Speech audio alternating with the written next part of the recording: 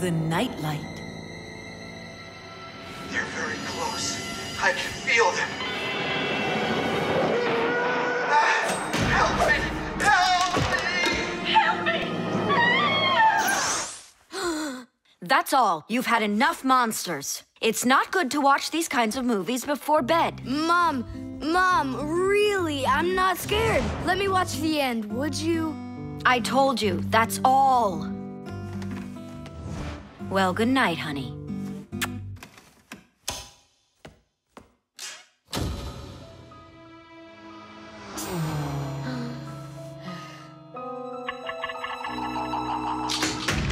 Ah! Who's there? They're very close. I feel them.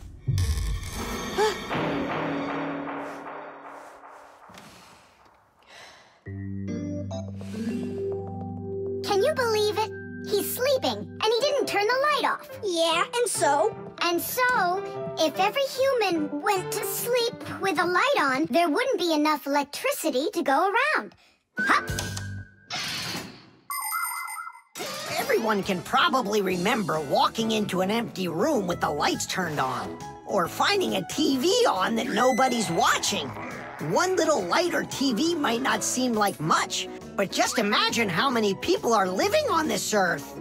Well, if everybody forgot to turn off the lights or TV when they weren't being used, the amount of wasted electricity would equal the amount of energy produced by 100 power plants. And each of these power plants needs freight cars of coal or rivers of oil to keep running. And all that fuel has to be extracted and burned constantly. Now do you see how expensive burning a light bulb is for the Earth? So don't forget to turn off electrical appliances when you're not using them. It's so easy.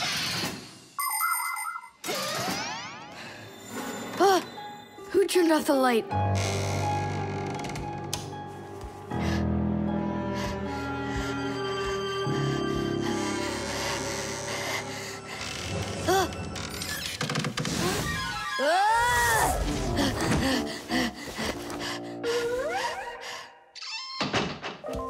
They're very close.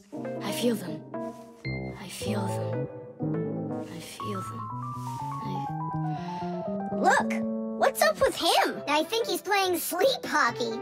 Looks like his position is left out. Ha ha. Anyway, he should get a penalty for wasting electricity. Monsters! Hey, what do you think we are, hockey pucks? Nolik, Simka, forgive me. Who did you think we were? Monsters. Well, I see how you could mistake Simka for one, but obviously not me. Tom Thomas, what are you doing? Why are you sleeping with the light on? I was so dumb. I watched this monster movie on TV before bed. Now I'm scared to sleep without the light on. And that dumb old monster flick, why were you watching it? I felt like getting scared. You're great at getting scared. Keep quiet, or we'll wake up your mom and dad. How am I gonna fall asleep now?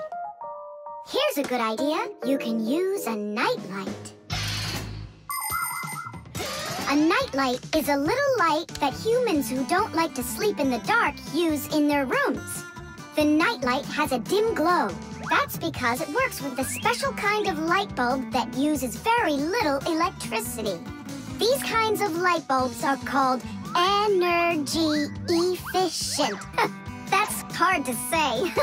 And you can find nightlights that use such low energy bulbs that they can work off of a battery.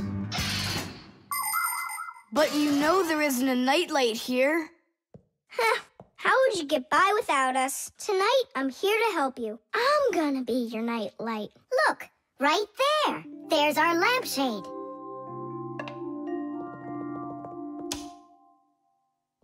Thanks so much. You really are a friend indeed, Nolik. It was easy. Just go to sleep. Nolik, do you know any good stories? I know one about a big meat grinder. Nah, no way. You'd better tell me a story about a nice, kind Fixie. I know a good one. And here's how it goes. Grandpa's was working inside of a very big clock.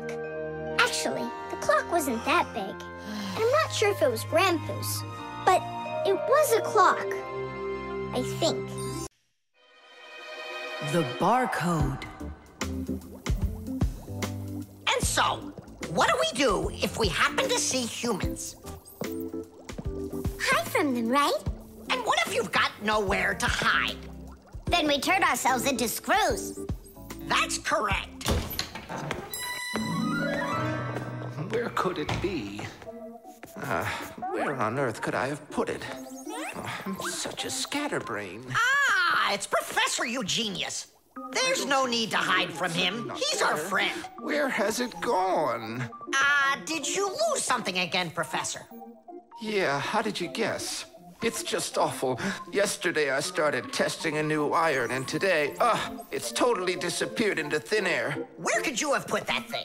I've got it down to 2 places. It could be in the warehouse or not in the warehouse. Yeah, that information will help us find it. Or not help us find it. Class, follow me to the warehouse.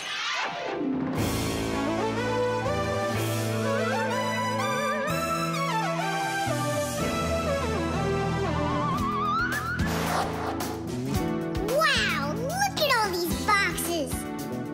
If we have to look inside each one of them, it'll take us 2 days. Maybe we'll get lucky. Let's look in this one. No, inside there is a fan. A fan? Wow, it's a fan. And what's inside this one? A mixer. Yeah, amazing. And what's in this box? An electric kettle. Made in Germany, by the way. He's right. There is a kettle in there. Professor, is this some trick? I don't get it. Grandpa's, how do you do it? It's gotta be magic. What else? Here's how I think he's doing it. I think the professor has glasses made to see through the boxes. Of course not. I only know how to read the barcode that you can see on each of those boxes. Oh, that. Exactly. If you look at the printing on packages and boxes, you will often find a symbol with a lot of black lines and numbers. These symbols are called barcodes. Each barcode has all sorts of information. What the item is, what country it came from, and even in which factory it was made. With the help of a special reading device, a scanner, it's possible to read all the information the barcode holds. It really is an excellent system for stores to know what they've got. You don't even need a scanner to do it? I can figure out barcodes without one. I'll teach you if you want. Class. Let's see. We're looking for a box with an iron. There. Well, bring in the professor. Today, on almost everything that is sold, there is some kind of mark.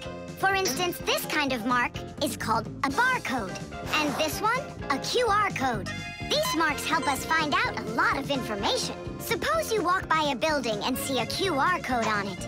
Just point the camera on your mobile phone at it, and information about who built it and when it was built will appear on the screen. Isn't that great? It's a shame not every phone can do this yet. And that's not all. There are also marks that work without pictures. There are electronic chips that can hold information. These chips can be put inside of ID cards or travel passes, and all you need to do is press the card near a reader so it can check if you're allowed to go on through. You just made my day. You found it so quickly. What would I do without you? Huh? Is something wrong? This is not an iron. Whose sandwich is that? Mine. Yesterday I wanted to put it into the fridge, only I guess I put it into my... I just get distracted so easily. Look, we need to think this through logically. If you went and placed your sandwich into the box where the iron should have gone, then you must have put your iron... in the refrigerator! Oh, here you are. Here you are, my new iron. Oh, I looked everywhere for you. Thank you, my friends, once again. There's no need to thank us at all. You're always there when we need help. You've even let us open our own school here in your laboratory. And we don't have to hide ourselves. Yeah, that's because you're so kind and you love Fixies. Friction.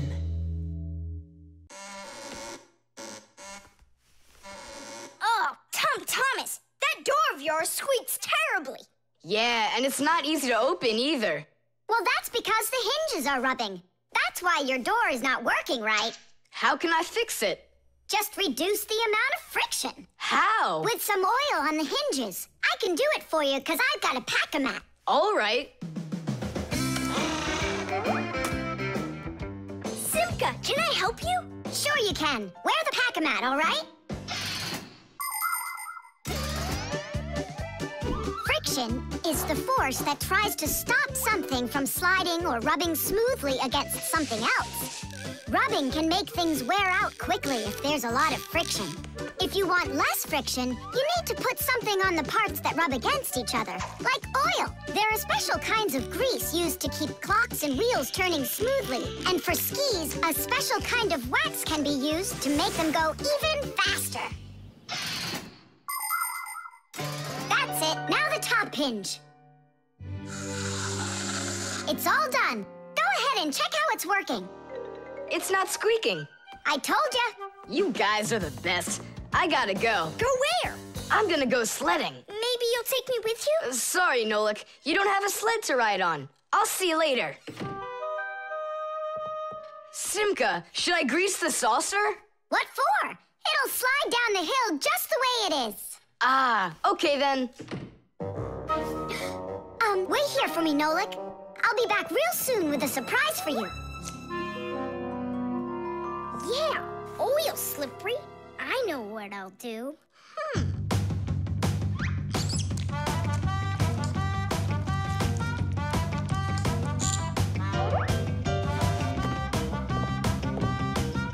Wow! Talk about no friction!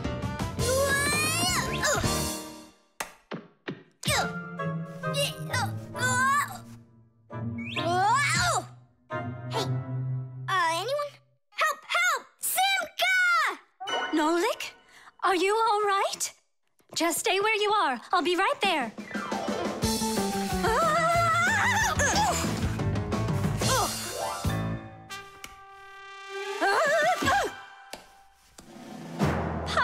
Papoose! Help us, please!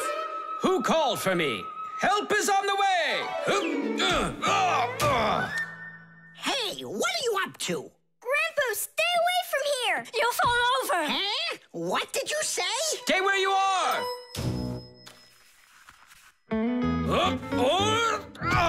What happened here? I poured some oil on the table Why'd you do that? to reduce friction. That's brilliant. Nobody move. I know exactly what to do.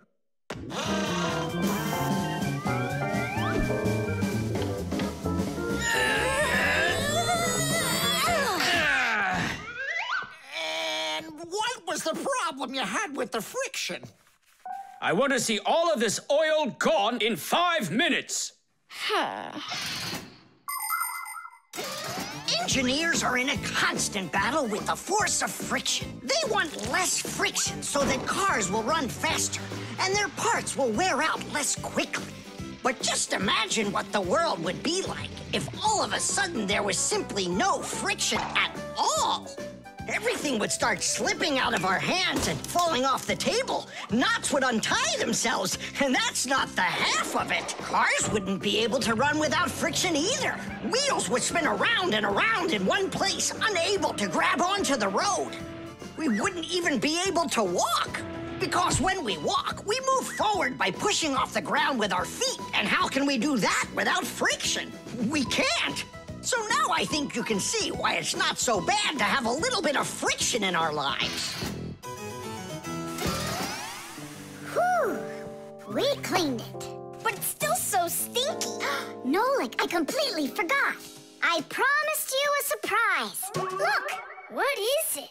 I made you your very own saucer for sledding. Oh, that's great! Only, what good is this thing without snow?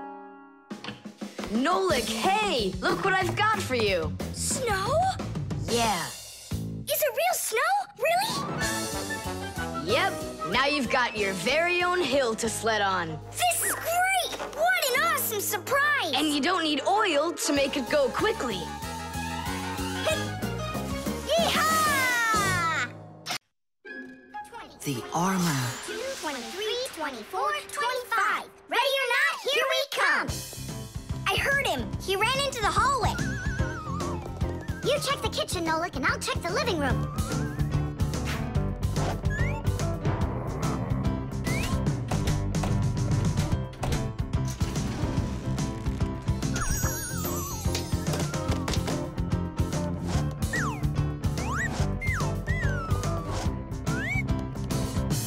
Well, I just don't get it. Where could he be hiding? The office. We forgot to check in there.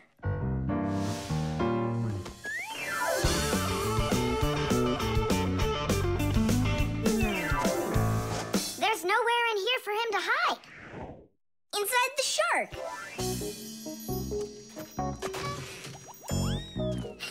Nolik, Tom Thomas couldn't even fit half of himself inside of that shark.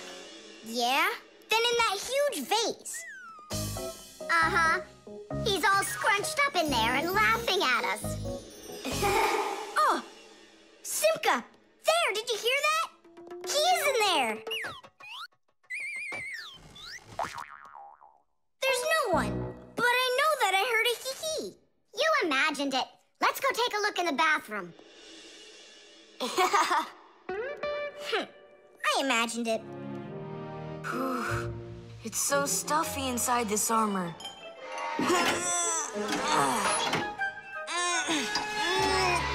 The arms got stuck.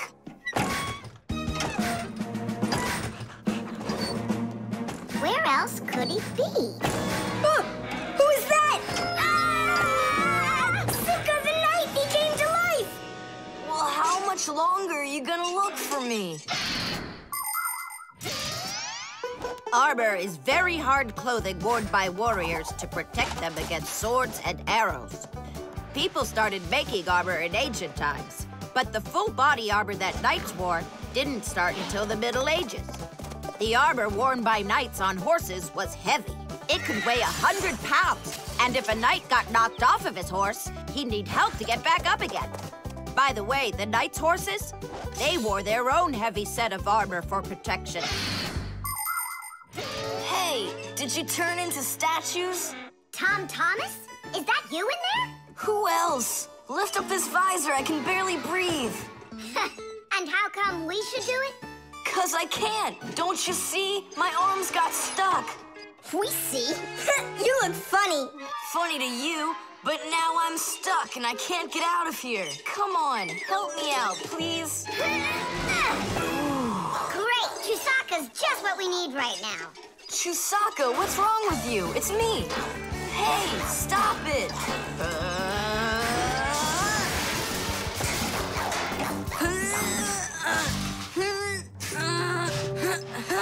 Help, I can't get up. Come on, let's undo the latches, Nolik, quickly.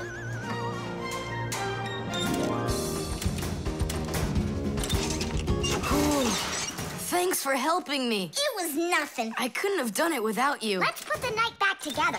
Uh-huh. Before Dad gets back. Protective clothing isn't just for people who are fighting in battles. Travelers put on special nets to protect themselves against mosquitoes and gnats. And beekeepers wear protective clothes too. If they had nothing to protect them from bee stings, their job would be quite painful. Without their protective clothing, it would be impossible for firefighters to go into burning buildings and save people.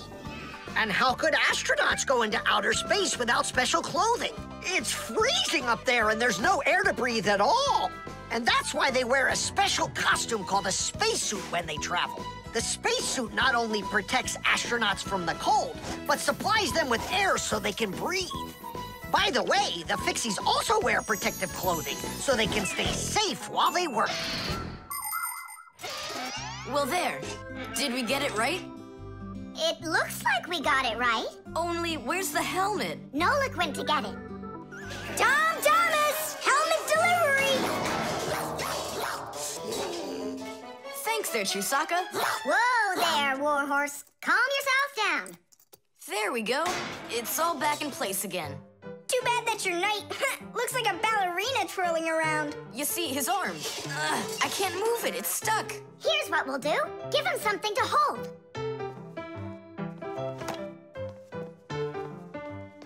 Well, how's that look? Perfect. Now we can paddle into battle. The Sieve. Dad, what time is Mom getting back from her conference? She'll be back in an hour. What surprise can we make for her? Let's bake her buns with raisins in them. They're her favorite. That's a great idea. Where do we keep our recipes? Huh, they're not here. Where could they be? What are you looking for? A recipe. They're in the drawer by the stove, over there. Great, thanks a lot. Here they are. That's fantastic. Let's see. What do we need? Milk. Flour. Eggs. Some cinnamon and raisins. The cinnamon's right there. But you're out of raisins. We're out of raisins. Can we make them without? No, Mom loves them with raisins. It's too late. The stores are closed.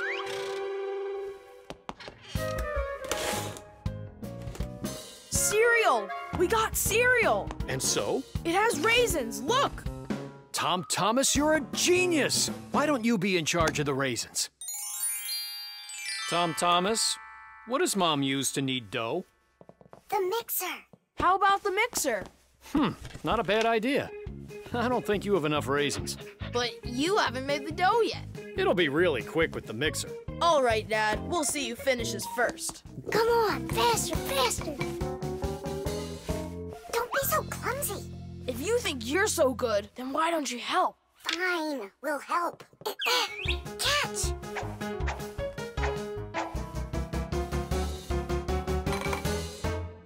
What's going on in there? We picked everything off the top.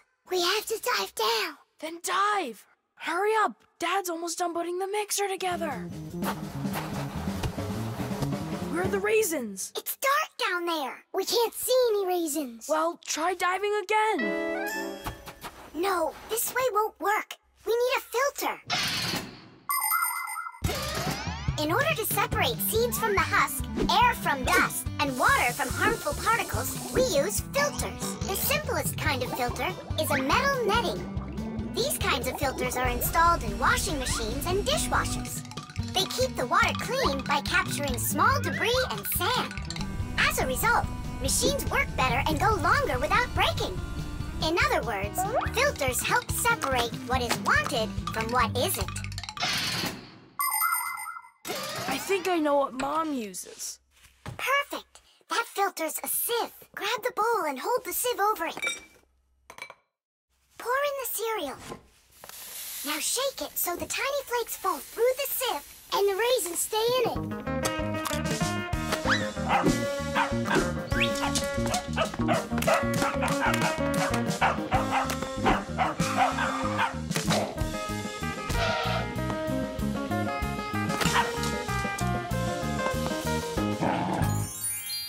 Dad's turning the mixer on. Then you need to shake faster. Dad, you're spraying the batter all over the kitchen. The mixer's too powerful. The mixer's fine. The batter's too liquid. You have to add flour. Add flour! Oh, right. How do you know all this? Shake it some more. No need. I shook all the flakes through it. Class. It really worked. Dad! What? Ready to put in the raisins? Look at you. How did you get them all out so fast? By using our sieve, Dad. Do you know the story about Cinderella? Her evil stepmother wouldn't let her go to the ball. Instead, she poured peas into a sack of cinder and ordered Cinderella to pick them all out. But what most people don't know is that it was Fixies who helped her separate the peas from cinder with the help of a sieve. That's right! Cinderella was friends with the Fixies. You can find evidence of Fixies in a number of tales. Don't Tom Thumb or Thumbelina remind you of somebody? How did these tiny characters make their way into fairy tales? It's quite possible that long ago, a Fixie who wasn't paying attention was spotted by a storyteller, and that became the inspiration for countless tales. All right, you can open your eyes. Ta-da! Beautiful. Whose idea was this? Tom Thomas. They're so good. What recipe is this? Tom Thomas found it. And you remembered that I love raisins. Tom Thomas sifted them out of the cereal. Well done, Tom Thomas. All by yourself? Shh. I should say so. Tish! Batteries. Oh, my little lemon, just you wait. One day you'll be a strong and splendid tree. She's talking with a flower pot. Oh, you scared me. Do you like it? Like what? My seedling, don't you see? It will grow into a huge tree. And there, amongst the green leaves, will be beautiful yellow lemons. Class! From that thing? Lemons? Oh, yeah. It'll grow into a tree. All it needs for that is to gather energy. Get energy from where? From our sun. The sun? It'll be so slow. Oh, batteries would be faster than the sun. Batteries? I really don't think so. Tula, do you know how much energy they have? Let's just bury a bunch of those batteries in here, and you'll be watching your lemon plant shoot up into a tree. Are you positive? Absolutely. And where can we get the batteries? Over there. Professor Eugenius has a whole box full of them.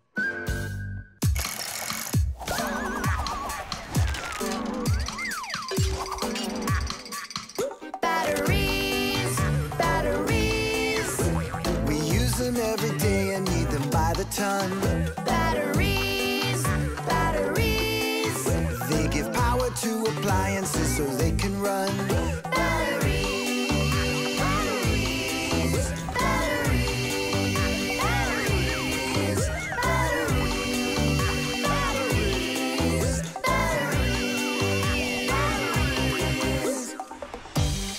That does it.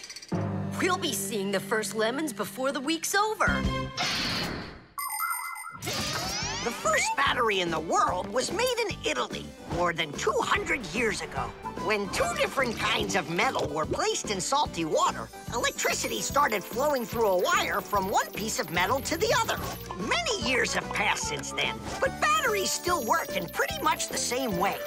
Today, you can find batteries being used for electricity just about everywhere. Tiny batteries are used inside of wristwatches, while big batteries can power cars and even ships. With new batteries being produced by the millions, we have to think, how should we get rid of the old ones? You can't just throw away batteries because they'll poison our soil and water.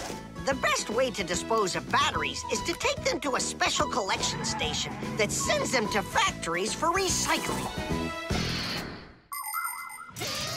Yes, it's a terrible idea to bury batteries. You can kill any plants that are growing there. And this is the very reason why Professor Eugenius puts all of his used batteries in that box over there, so he can dispose of them properly. Hey, where are they? Oh, my seedling! We harmed you! What? Where are the batteries? They're in the flower pot. How come? So the lemons would grow faster. From the batteries? Who came up with that idea? It will die! Hurry! We gotta go save it! The soil's contaminated. We've got to find a new home for the seedling. But where? Over there. There's a pot with healthy soil. Let's do it. Batteries, batteries. They come in different sizes, shapes, and colors too. Batteries, batteries. Could be yellow, might be green, or maybe red and blue.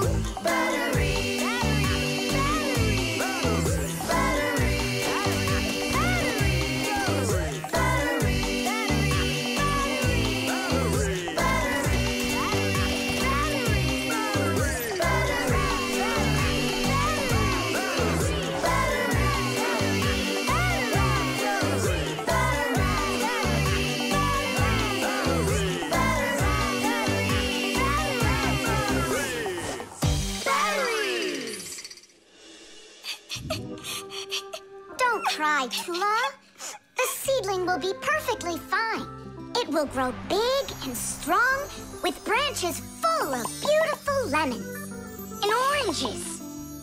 And watermelons. It's a lemon tree fire. Will you ever stop going too far, like with the batteries? Well, anyhow, batteries are cool, right? Look how many appliances can't work without them. You're right. Appliances can't work. Look, the seedling's coming back to life. It really is. Tula, tell us, isn't it splendid? Splendid.